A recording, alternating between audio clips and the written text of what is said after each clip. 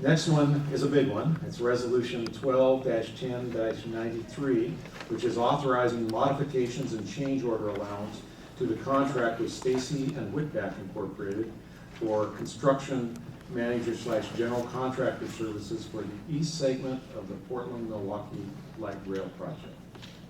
Please. Mr. Board President, members of the board, this is a big one. This is a very important contract action, and it is the result of a number of layers of additional work over a period of time.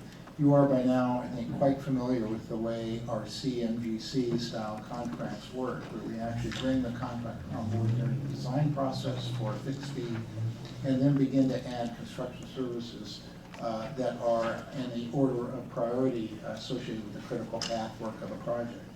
So in the past, you have actually approved 3 different modifications or layers to this contract. One was for some advanced utility work at one critical location, that was Powell and Holgate. By the way, most of that is done now.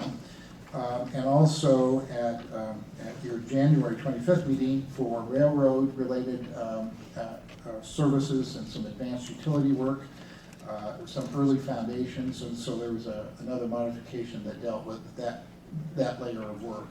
And in June, you approved another modification that began work on what are called the early structures. Again, the bridges take extra time, so those were started early.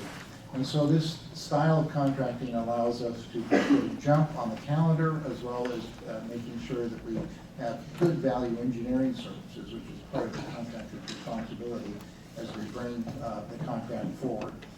I would particularly tell you that those value engineering services were very critical as we got to the point where we are now coming up with a total contract price for the project. It is no secret for those of you who have been around projects that the wish list begins to grow with neighbors and with jurisdictions as we begin to progress the project to design. And indeed, complications grow as you begin to understand the situation more.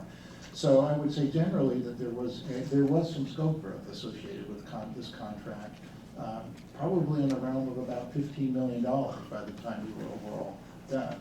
But through very sound value engineering and working with the contractor and the engineers together as a team, we were able to squeeze all of that cost back into budget. And so that's what we're pleased to bring to you today, or the total contract price. Again, just to note that within the recommended price here for the total contract price is within a whisper of, given the scale of this overall contract, of the fair cost estimate, which is an independently produced cost estimate done by TriMet's engineering staff, as well as the project budget for the east segment. Now, I would also note, and I want to be very clear about the other pieces of this action, which are also included in the table that's on the 3rd page of the overall staff report. In particular, there's still a few pieces of work that still need final design and final pricing. So what we have done is create allowances for that additional work, and that in particular is the Colonel Park and Ride and the Bybee Station. Those designs are still in price, but we do have an allowance associated with that in the price.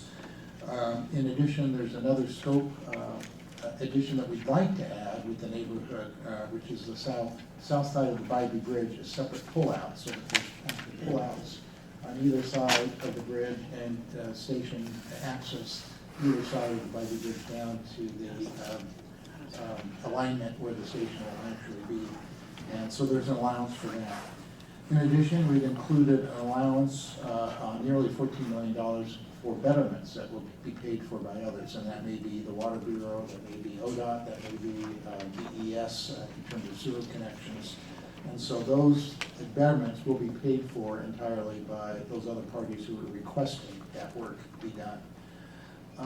So the other element which is included in the total authorization is a change order allowance, in this case of 4%, which I think anybody who's familiar with big civil work would say is a pretty low percentage. But again, our experience with the CMGC process is that the contractor is very familiar with the work by the time we get to this contract price, and that our expectations of them is very high related to very few change orders. And so this 4% reflects that expectation moving forward.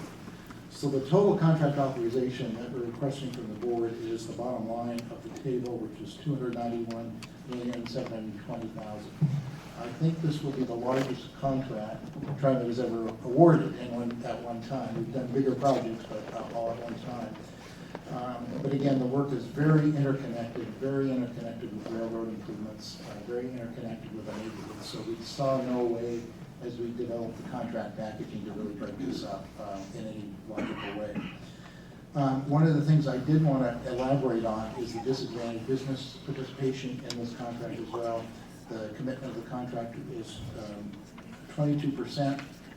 We have further details on that if you'd like, how that stacks up right now, and we actually do intend to do a full briefing to the board in November on where we are overall with the disadvantaged business program for the project. But again, a very good performance on the part of this contractor and working with our local small businesses in terms of bringing them into this contract. And to do that all within this budget, we think is an excellent value for TriMet. And so at that, we're happy to answer any questions, but do recommend